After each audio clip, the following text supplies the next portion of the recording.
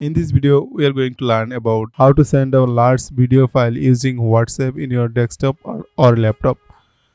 So I have a video file like this is a video file and the size is 414 MB.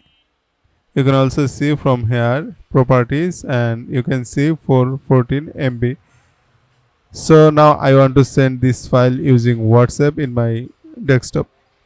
So first of all, open web WhatsApp. I'm using WhatsApp using Google Chrome browser. Now I want to send this large video file.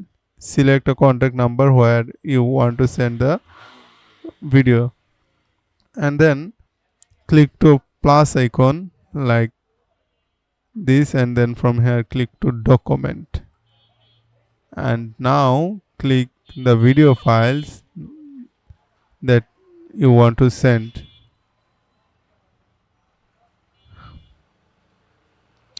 Now just click to send button to send this file using this WhatsApp.